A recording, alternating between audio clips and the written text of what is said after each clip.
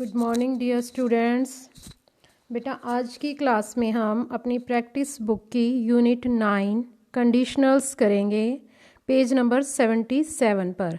तो आप अपनी बुक साथ में खोलेंगे जब इस वीडियो को सुनेंगे, ठीक है। Unit 9 conditionals on page number 77। Conditionals क्या होती हैं? एक तो इसको वर्ड को अगर आप ध्यान से देखो तो इसमें ही इस टॉपिक का मीनिंग छिपा हुआ है। कंडीशनल्स, कंडीशन जिनमें रखी जाती है, कंडीशन शर्त जिसमें रखी जाती है। तो थोड़ा सा हम कुछ एग्जाम्पल्स के थ्रू इसको समझने की कोशिश करेंगे कंडीशनल होते क्या हैं, फिर उसके बाद हम बुक वर्क करेंगे। Let's read some sentences. देखो फर्स्ट सेंटेंस आपके पास मैंने दिया है, if I go to market, I will buy a toy car। कि अगर मैं मार्केट जाता हूँ तो मैं एक टॉय कार खरीदूँगा। I will buy a toy car, मैं एक टॉय कार खरीदूँगा। लेकिन कब खरीदूँगा? क्या शर्त है मेरी? जब मैं बाज़ार जाऊंगा, अगर मैं बाज़ार जाता हूँ। If I go to market, तो यहाँ आई विल बाय की बाय अ टॉय कार की जगह आप कुछ और भी लिख सकते हो। अगर आपके मन में कुछ और आ रहा है कि मैं टॉय कार नहीं, मैं तो एक नई ड्रेस खरीदूँगा, तो आप ये भी लिख सकते हो, I will buy a new dress. और भी अगर आपके मन में कुछ और है, I will meet my friend, तो इस तरह से आप जो चाहें यहाँ पर लिख सकते हैं। लेकिन अब हम इनको थोड़ा सा ध्यान से देखेंगे। एक और सेंटेंस, सेकंड सेंटेंस लिखा है मैंने, if I went Delhi I would visit Akshardham. कि अगर मैं दिल्ली गई तो मैं अक्षरधाम घूमूंगी। कब घूमूंगी मैं अक्षरधाम? अगर मैं दिल्ली जाऊंगी तब। अगर मैं दिल्ली गई, आई वेंट दिल्ली। नेक्स्ट है, या फिर आप ये कह सकते हो, I would see the Lal Qila, कि मैं लाल किला देखूंगा वहाँ। नेक्स्ट है, if I had gone Delhi I would have visited Akshardham. कि अगर मैं दिल्ली गई होती तो मैंने अक्षरधाम देख लिया होता। लेकिन ना तो मैं दिल्ली गई और ना ही मैंने अक्षरधाम देखा। अक्षरधाम नहीं देखा मैंने, because I haven't gone Delhi, कि मैं दिल्ली नहीं गई। तो अगर मैं जाती दिल्ली, अगर मैं गई होती तभी मैंने विज़िट किया होता वहाँ पर। लेकिन ये दोनों ही कंडीशंस नहीं हुई। ये पास्ट की बात है कि अगर हमें ना तो मैं दिल्ली गई और ना ही मैंने अक्षरधाम को देखा। तो इसमें बेटा एक देखो, थोड़ा सा मैंने कुछ वर्ड्स को अंडरलाइन किया हुआ है। फर्स्ट सेंटेंस जैसे हम देखते हैं, if I go to market, go को मैंने अंडरलाइन किया है। अगर आपको याद हो तो हमने वर्ब की फॉर्म्स की थी, कि वर्ब की फर्स्ट फॉर्म, सेकंड फॉर्म और थर्ड फॉर्म। फर्स्ट फॉर्म को हम बेस फॉर्म और प्रेजेंट फॉर्म भी बोलते हैं। सेकंड फॉर्म को हम बोलते हैं पास्ट फॉर्म और थर्ड फॉर्म को बोलते हैं पास्ट पार्टिसिपल। आपको मैंने पिछले टर्म में करवाई थी ये वर्ब की फॉर्म्स, तो आप थोड़ा सा उसको रिमाइंड करेंगे। इस टॉपिक को करने से पहले लर्न की हुई हैं आपने, तो आप थोड़ा सा उसको भी देखेंगे कि वर्ब की फॉर्म कैसे प्रेजेंट से पास्ट, पास्ट से पास्ट पार्टिसिपल में बनती है, फर्स्ट सेकंड थर्ड फॉर्म। तो यहाँ पर मैंने लिखा है गो, सेंटेंस में अंडरलाइन किया हुआ है वर्ब की फर्स्ट फॉर्म। अगर आपके इफ़ वाले पार्ट में वर्ब की फर्स्ट फॉर्म है तो आपने जो भी सेंटेंस बनाना है वो विल लगाकर बनाना है, ठीक है। और इसी तरह से अगर आपके सेंटेंस में वर्ब की सेकंड फॉर्म है तो आपने वुड लगाना है और विजिट वर्ब की फर्स्ट फॉर्म लगानी है। नेक्स्ट, अगर आपके सेंटेंस में if I had gone, had और गॉन कौन सी फॉर्म है वर्ब की? Third form. पहली फॉर्म गो, सेकंड वेंट, थर्ड आपकी गॉन। हैड और गोन वर्ब की थर्ड फॉर्म लगी हुई है, तो अगला जो भी सेंटेंस बनाओगे आप, I would have visited, would, could या शुड में से कुछ भी लगा सकते हैं, वो आपके सेंटेंस के अकॉर्डिंग लगेगा। लेकिन अभी आपके पास विल, शैल और वुड का ही यूज़ है, तो आप वुड ही लगाओगे ज़्यादातर। I would have visited third form verb की। तो यहाँ पर कंडीशनल होते क्या हैं, चलो ये तो हमारे कुछ रूल्स हैं, इन्हें हम बार बार करेंगे जब भी बुक वर्क करेंगे। तो कंडीशनल क्या होता है, किस सेंटेंस को कंडीशनल कहा जाता है, इसके बारे में हम देखेंगे। तो इसमें देखो नीचे क्या लिखा हुआ है, यहाँ conditional is a sentence which has two parts. Conditional एक ऐसा सेंटेंस होता है जिसके टू पार्ट्स होते हैं। फॉर एग्जाम्पल ऊपर आपको नज़र आ रहा है, if I had gone Delhi I would have visited Akshardham. तो इस सेंटेंस के टू पार्ट्स हैं। फर्स्ट पार्ट तो है if I had gone Delhi, यहाँ पर कोमा लगा हुआ है, एक पार्ट तो ये हो गया इसका। उसके बाद आपके पास है I would have visited Akshardham, दूसरा पार्ट ये हो गया। तो एक सेंटेंस जिसके टू पार्ट्स होते हैं, one part of the sentence lays down the condition for the action expressed in second part। कि अब ये बात समझने वाली है कि एक पार्ट सेंटेंस का कंडीशन ले डाउन करता है, उसमें कंडीशन लगी होती है कौन सी, किसके लिए, for the action present in the next part of the same sentence, उस एक्शन के लिए जो इसी सेंटेंस के दूसरे पार्ट में है। मीन्स देखो अब ध्यान से, I would have visited Akshardham, मैंने अक्षरधाम विजिट कर लिया होता, लेकिन कब, if I had gone Delhi, शर्त क्या है, अगर मैंने दिल्ली मैं अगर दिल्ली गई होती तो विज़िट करती ना, तो विज़िट किया होता ना, तो मैं दिल्ली गई और नहीं।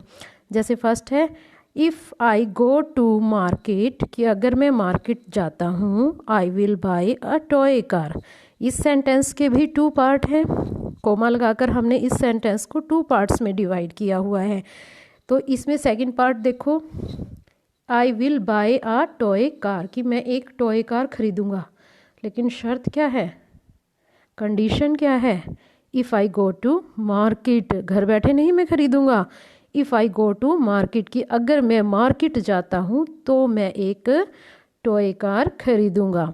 तो यहाँ पर I will buy a toy car, ये हमारा एक्शन है, और इसके लिए कंडीशन हमारी if I go to market, कि मैं अगर मार्केट जाता हूँ। और इसमें एक और सेंटेंस में लिखा हुआ है, the part which lays down the condition always begin with if. अब आपको कैसे पता चलेगा कि किसी सेंटेंस में, जो भी आपका टू पार्ट्स वाला सेंटेंस है, कि कंडीशन किस में, एक्शन किस में है। एक्शन आपका कंडीशन उस सेंटेंस में होगी जिसमें इफ़ लगा होगा। इफ़ वाले पार्ट में सेंटेंस के कंडीशन होती हैं। जैसे if I earn a lot of money I will visit Mumbai, I will visit Mumbai, second part देखो सेंटेंस का, आई विल विजिट मुंबई, कि मैं मुंबई विजिट करूँगा, लेकिन कब, क्या शर्त है, if I earn a lot of money, अगर मैं बहुत सारे पैसे कमा लेता हूँ। अगर मैंने पैसे नहीं कमाए तो मैं कैसे जा सकता हूँ मुंबई विज़िट करने, नहीं ना। तो आई विल विज़िट मुंबई के लिए क्या कंडीशन है मेरी, if I earn a lot of money. तो इस सेंटेंस को हम, ज़रूरी नहीं है कि इसी तरह लिखा जाए ये सेंटेंस, इफ़ वाला पार्ट स्टार्टिंग में ही आए, इफ़ वाला पार्ट बाद में भी आ सकता है। जैसे अगला सेंटेंस मैंने लिखा है, I will visit Mumbai if I earn a lot of money. ऊपर वाले सेंटेंस में देखो हमने एक सेंटेंस को टू पार्ट्स में डिवाइड किया हुआ है कोमा लगाकर, लेकिन अगर इफ़ वाला पार्ट बाद में आए तो हम यहाँ पर कोमा नहीं लगाएंगे और सिंपल सेंटेंस लिखेंगे। कोमा जब लगेगा जब इफ़ वाला पार्ट हमारा पहले आएगा। Is it clear.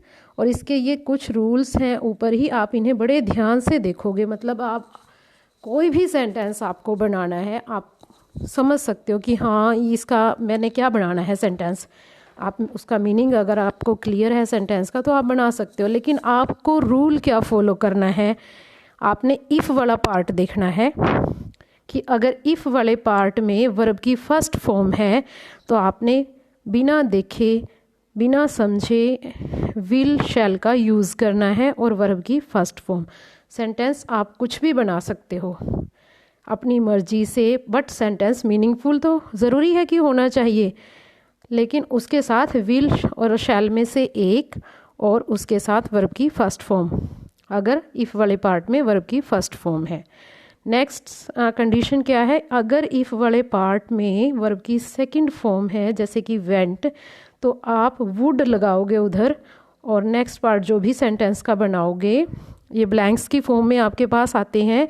एक पार्ट आपको सेंटेंस का दिया होता है और दूसरा आपको कंप्लीट करना होता है, या फिर मैच इट की फॉर्म में भी आ सकते हैं आपके पास। तो आपने मैच इट करते हुए भी ये देखना पड़ेगा कि इफ़ वाले पार्ट में सेकंड फॉर्म है या फर्स्ट फॉर्म, उसी के अकॉर्डिंग आप सेंटेंस को चूज़ करोगे। और अगर आपने कंप्लीट करना है तब भी आपको इफ़ वाले पार्ट में वर्ब ढूंढनी होगी कि कौन सी वर्ब है यहाँ पर, फर्स्ट फॉर्म है, सेकंड फॉर्म है, या हैड के साथ थर्ड फॉर्म है। तो ये रूल है वेंट के साथ वुड विजिट, विजिट हमारी वर्ब की फर्स्ट फॉर्म है और अगर सेकंड फॉर्म इफ़ वाले में तो वुड लगाएंगे हम और वर्ब की फर्स्ट फॉर्म। थर्ड में हमारा है हैड और वर्ब की थर्ड फॉर्म। वर्ब की थर्ड फॉर्म को हम पास्ट पार्टिसिपल भी बोलते हैं। हैड और वर्ब की थर्ड फॉर्म है तो हम वुड हैव और विजिटेड वर्ब की थर्ड फॉर्म लगाएंगे। वुड हैव, वुड के साथ हैव लग जाएगा और विजिटेड। इन रूल्स को आपने लर्न करना है अच्छी तरह से। अगर आप इन रूल्स को लर्न कर लेते हो तो आपका सेंटेंस कभी भी गलत नहीं होगा। अब हम देखते हैं बुक पार्ट कंडीशनल्स। वर्कशीट 1 से हम स्टार्ट करेंगे। क्ली Baxter, America's leading detective, is talking to the Director General of Police about a particular case. Read carefully what he has to say. कि ये क्ली बैक्स्टर अमेरिका का डिटेक्टिव है, जासूस। आप India fights back 100 CID TV पर देखते हो तो उसमें क्या होती है, बहुत सारे केसेस, मिस्टीरियस स्टोरीज होती हैं जिनका उन्हें पता लगाना होता है केसेस का कि इस केस में मर्डर कौन है। तो इसी तरह से डिटेक्टिव होते हैं और ये भी ऐसे ही अमेरिका के डिटेक्टिव हैं क्ली बैक्स्टर। और वो DGP से बात कर रहे हैं एक केस के बारे में। देखो वो क्या कहती हैं, सुनते हैं। I am worried Baxter, the case has got a lot of publicity। कि मुझे बहुत चिंता हो रही है बैक्स्टर, DGP बात कर रहे हैं। जो केस है उसकी बहुत सारी पब्लिसिटी हो गई है। जैसे कोई भी केस मर्डर होता है तो कई बार वो केस पूरी कंट्री में फैल जाता है, इवन कि बाहर वाली कंट्रीज़ में भी फैल जाता है कि वहाँ पर ऐसा हो गया। और अगर हम उस केस को सॉल्व नहीं कर पाते, मर्डर को किसने किया ये सॉल्व नहीं कर पाते, तो बड़ी शर्मिंदगी की बात महसूस होती है। तो इसी तरह से DGP जो कह रहे हैं कि मुझे बड़ी चिंता हो रही है, केस बहुत पब्लिसिटी हो चुकी है केस की। What will happen if we are not able to solve the mystery. कि क्या होगा अगर हम इस रहस्य को नहीं सुलझा सके। मतलब ये मर्डर जो हुआ है ये किसी मर्डर केस की बात कर रहे हैं कि अगर हम इसे नहीं सुलझा पाए तो क्या होगा। इतने सारे लोगों को पता चल गया है कि ये मर्डर हुआ है और हम पुलिस वाले और डिटेक्टिव साथ में मिलकर अगर इसको केस को सॉल्व नहीं कर सके तो क्या होगा, शर्मिंदगी वाली बात है। आगे देखो Clee Baxter, nothing to worry sir, there is only one problem, it will take us more than a week if we test all the suspects on the lie detector. Detective क्या कह रही हैं कि चिंता की कोई बात नहीं है सर, सिर्फ एक प्रॉब्लम है कि हम अगर हर एक सस्पेक्ट को, सस्पेक्ट होता है जिसके ऊपर हमें शक होता है, संदेह होता है, अगर हम उसे लाई डिटेक्टर पर चेक करें। लाई डिटेक्टर क्या होती है, लाई डिटेक्टर एक मशीन होती है जिसके ऊपर हमें शक होता है, उसकी बॉडी के साथ अटैच किया जाता है और वो मशीन हमें उसकी फीलिंग्स बताती है, हम क्वेश्चन करते हैं जैसे पर्सन से जिसके ऊपर हमें शक है, और उसकी फीलिंग्स कैसी होती है कि वो सच बोल रहा है या झूठ बोल रहा है, तो वो मशीन हमें बताती है। लाई डिटेक्टर, झूठ का पता लगाने वाली मशीन, कि ये झूठ बोल रहा है या सच। और अगर इस तरह से मशीन हमें बताएगी तो हमें पता चल जाएगा कि इसने मर्डर किया है या नहीं। तो वो कहता है कि अगर हम हर एक शक्की को जिस पर हमें शक है लाई डिटेक्टर मशीन पर चेक करें तो हमें ज़्यादा से ज़्यादा 1 वीक लगेगा इस केस को सॉल्व करने में। Then what should we do, who can help us, कि तो हमें अब क्या करना चाहिए, हमारी मदद कौन कर सकता है। अब देखो ये प्लांट्स दिया गया है। If these 2 plants were in this room at the time of murder they might help us, कि अगर ये 2 प्लांट्स मर्डर के टाइम उस रूम में थे तो ये हमारी हेल्प शायद कर सकते हैं। तो इसमें प्लांट्स कैसे हेल्प कर सकते हैं, तो आपको ये भी पता है बेटा, आप साइंस पढ़ते हो कि प्लांट्स हमारी लिविंग थिंग्स होती हैं, उनमें भी हमारी जैसी फीलिंग्स होती हैं, वो भी सांस लेती हैं। तो इस तरह से वो कैसे पता करेंगे कि इन प्लांट्स के सामने एक जिसके ऊपर भी इन्हें शक है उसको लेकर आया जाएगा और इनके साथ लाई डिटेक्टर मशीन अटैच की जाएगी। और जब इन प्लांट्स की फीलिंग्स एक्सप्रेस करेंगी वो लाई डिटेक्टर मशीन, तो पता चल जाएगा कि जो सामने वाला पर्सन खड़ा है ये उससे डर रही हैं प्लांट या नहीं। तो इस तरह से वो मर्डर सॉल्व करेंगे। ये एक चैप्टर आपकी बुक में था पहले, लेकिन अब ये चैप्टर रिमूव हो गया है। पिछली बुक्स में इससे रिलेटेड एक चैप्टर भी था, तो थोड़ा सा वहाँ से ये स्टोरी ली गई है। अब देखो आगे क्या है। Now work with your partner and answer the following question. First question, why is the DGP very upset. DGP आपका पुलिस ऑफिसर के लिए यूज़ हुआ है, ये DGP director general of police. तो वो क्या कहता है, because the case has got a lot of publicity. ये सिंपल क्वेश्चन है क्योंकि केस को पब्लिसिटी मिल गई है। What will happen if they are not able to solve the mystery, कि क्या होगा अगर वे मिस्ट्री को सॉल्व नहीं कर सके। देखो अब आंसर में क्या है, if they are not able to solve the mystery the murderer will not be caught. देखो इसमें हमने वर्ड को किया आर हमारी है प्रेजेंट फॉर्म वर्ब की। Is, am are, was, were and been सबसे ऊपर पेज के लिखा हुआ है। इज़, एम आर जहाँ होता है वो वर्ब की फर्स्ट फॉर्म होती है, वॉज वर होता है वो सेकंड फॉर्म, और बीन हमारी वर्ब की थर्ड फॉर्म। तो यहाँ पर मैंने लिखा if they are not able to solve the mystery, कि अगर वो मिस्ट्री को सॉल्व नहीं करते हैं, the murderer will not be caught. Will का यूज़ किया अगले पार्ट में मैंने सेंटेंस के। नॉट नेगेटिव बनाना है तो हमें नॉट लगाना पड़ेगा बीच में, और बी हमारी वर्ब की फर्स्ट फॉर्म होती है, be is am are. Sorry यहाँ पर हमारा बी इज़ एम आर के साथ बी भी लिखा जाएगा। बी की फॉर्म्स हैं ये, is am are, be is am are, was were and been.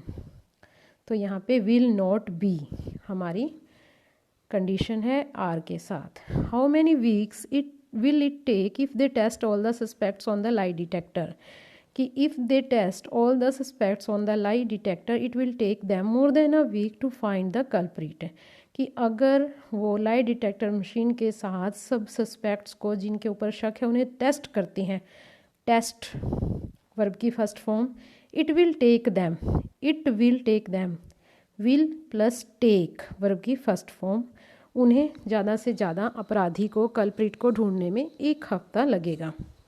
Next, complete the sentence, these 2 plants might help us if they were in this room।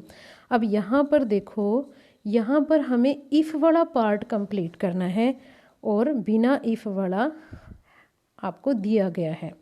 these 2 plants might help us, कि ये 2 plants जो हैं हमारी help करेंगे, संभावना है करने की। if they were in this room, अगर वे इस रूम में थे, तो यहाँ पर हमारा वर है, सेकंड फॉर्म लगाई हमने। क्यों लगाई? माइट, माइट क्या है, एक मॉडल होता है, ये अगले चैप्टर में आपके पास आएगा। मे हमारी प्रेजेंट फॉर्म होती है इसकी, और माइट इसकी पास्ट फॉर्म होती है। तो इट मीन्स यहाँ पर पास्ट फॉर्म लगी हुई है, सेकंड फॉर्म पास्ट टेंस है, तो इधर हमारा वर लगेगा।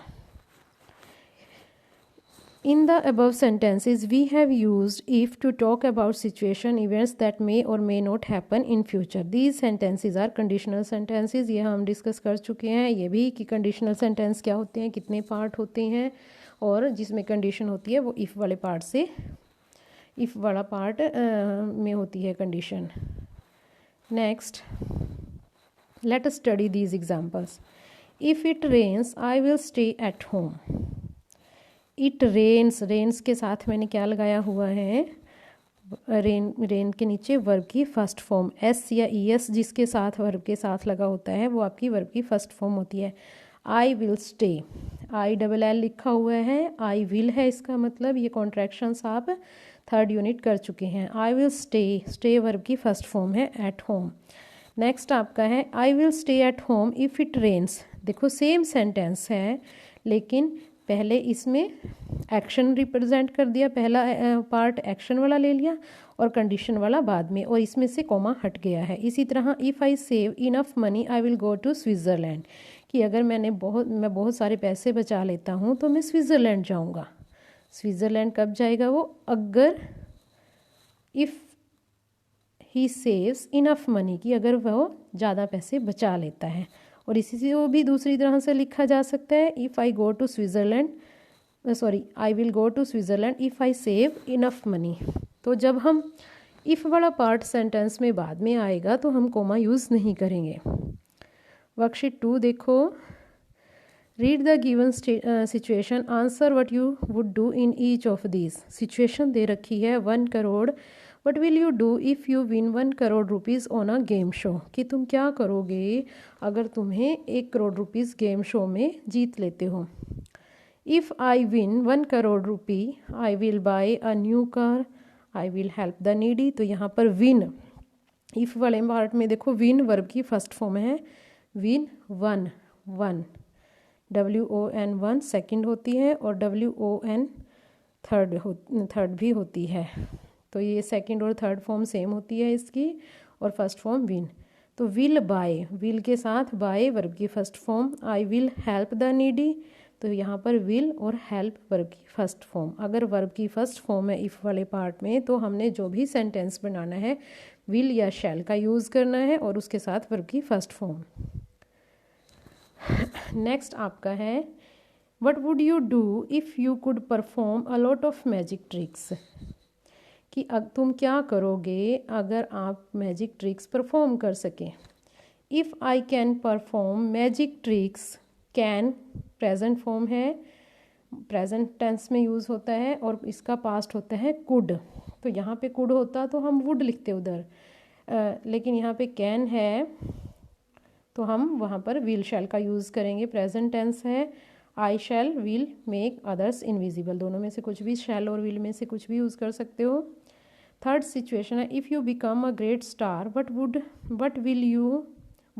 ऑल विल यू डू, कि अगर तुम एक अच्छे बड़े स्टार बनते तो तुम क्या करोगे। If I were a star actor, were देखो सेकंड फॉर्म है बी की, तो यहाँ पर हमें वुड लगाकर बनाना है। If I were a star actor I would perform in movies, कि अगर मैं एक स्टार एक्टर बना तो मैं मूवीज़ में परफॉर्म करूँगा। If I were a star actor, ये भी लिख सकते हैं नीचे वाला, I would get chance to meet my favourite actor, कि अगर मैं स्टार एक्टर बना तो मुझे चांस मिल जाएगा अपने फेवरेट एक्टर से मिलने का। अब देखो worksheet 3, we also use if to talk about situation और events that didn't take place in past, कि हम वहाँ पर भी इफ़ का यूज़ करते हैं उन सिचुएशंस पर भी जो पास्ट में हुई या नहीं हुई। दैट डिडंट टेक प्लेस, जो पास्ट में नहीं हुई। If the weather had been fine we would have gone for a swim. Had been, bold words को और अंडरलाइन वर्ड्स को आप ध्यान से देखेंगे। If the weather had been fine we would have gone for a swim, कि हम swimming करने के लिए चले गए होते अगर, क्या कंडीशन है, अगर मौसम अच्छा होता, लेकिन ना तो मौसम अच्छा हुआ और ना ही हम स्विमिंग के लिए गए। ये पास्ट एक्शन को रिप्रेजेंट करते हैं दोनों पार्ट सेंटेंस के, और ये अनरियल हैं, जो हो नहीं सकते क्योंकि पास्ट टाइम बीत चुका है। दोनों एक्शन पास्ट में हुए, ना तो मौसम अच्छा हुआ और ना ही हम स्विमिंग करने के लिए गए। हैड बीन, अगर हैड के साथ वर्ब की थर्ड फॉर्म है तो अगला सेंटेंस आपने वुड हैव और वर्ब की थर्ड फॉर्म लगाकर बनाना है। If I had seen you I would have waited for you, कि अगर मैंने तुम्हें देखा होता तो मैंने तुम्हारी वेट कर ली होती। कि मैं तुम्हारी वेट कब करता, अगर मैंने तुम्हें देखा होता, लेकिन ना तो मैंने तुम्हें देखा और ना ही वेट की। तो इस तरह से नोट में लिखा हुआ है हैड और वर्ब की third form, past participle means verb की third form in the if part of the sentence, कि अगर इफ़ पार्ट में सेंटेंस के हैड और वर्ब की थर्ड फॉर्म है तो आप अगला पार्ट जो बनाओगे वुड हैव और वर्ब की थर्ड फॉर्म लगाकर बनाओगे। ये कुछ पिक्चर्स दी गई हुई हैं, इनको देखते हैं। इसमें फर्स्ट पिक्चर में देखो क्या है, नो डॉग्स नॉट अलाउड का साइन है और वो बच्चा डॉग को लेकर जा रहा है। He didn't see the sign. आप कहते हो ना, अगर मैं कहूँ अच्छा वो देखो वो लड़का डॉग को लेके जा रहा है वहाँ पे और डॉग्स नॉट अलाउड है, मैम उसने देखा नहीं होगा, उसने देखा नहीं है साइन। तो मैं क्या कहूँगी कि अगर उसने साइन देखा होता, या आप भी कह सकते हो इसको इसी सेंटेंस को, मैम इसने साइन नहीं देखा, अगर इसने साइन देखा होता तो वो अपने डॉग को यहाँ नहीं लेकर आता। इफ़ ही हैड, ये he apostrophe D had, he had का कॉन्ट्रैक्शन है। If he had seen the sign he wouldn't have brought his dog, would not negative बनाने के लिए नहीं लेकर आता अपने डॉग को, यहाँ नॉट लगाएंगे और हैव और वर्ब की third form brought, bring, brought, brought. इसी तरह से आपको इनके सेंटेंसेस बनाने हैं। She did not hear the door bell, देखो पिक्चर में डोर बेल बजा रहा है कोई पर्सन और लड़की अपना म्यूज़िक सुन रही है। तो हम क्या कहेंगे इसमें कि अगर उसने डोर बेल सुनी होती तो वो दरवाज़ा खोल दिया होता उसने। If she had heard the door bell she would have open the door. Had heard लग गया वर्ब के इफ़ वाले पार्ट में, इफ़ वाले पार्ट में हैड और हर्ड लग गया वर्ब की थर्ड फॉर्म, तो नेक्स्ट पार्ट में she would have open the door. She didn't see the sign, no parking का साइन है और वही गाड़ी आपने वहीं पे पार्क की हुई है। If she had seen the sign of no parking she wouldn't have parked her car here, कि अगर उसने नो पार्किंग का साइन देखा होता तो वो अपनी गाड़ी यहाँ पर पार्क नहीं करती। अपनी गाड़ी पार्क कब नहीं करती, क्या कंडीशन है, अगर उसने साइन देखा होता। तो ये कंडीशनल सेंटेंसेस है। अगर इफ़ वाले पार्ट में हैड और वर्ब की थर्ड फॉर्म है तो अगला पार्ट जो बनाना है सेंटेंस का वुड हैव और वर्ब की थर्ड फॉर्म लगेगी। अब ये देखो नेक्स्ट फोर्थ, गोल्ड नेकलेस पड़ा है और एक लेडी रोड पर से गुजर रही है और वो उसने उठाया नहीं। She didn't see the gold necklace, उसने देखा नहीं। If she had seen the necklace she would have picked it up, कि अगर उसने वो नेकलेस देखा होता तो उस नेकलेस को उसने उठा लिया होता, लेकिन ना तो नेकलेस देखा उसने और नहीं उसे उठाया। हैड सीन और वुड हैव प्लस वर्ब की थर्ड फॉर्म। तो आज हम इस वीडियो में यहीं तक करेंगे। Thank you, have a nice day. और जो इसमें रूल्स हैं आप इसे एक कॉपी पर लिखकर अच्छी तरह से लर्न करेंगे। Thank you, have a nice day.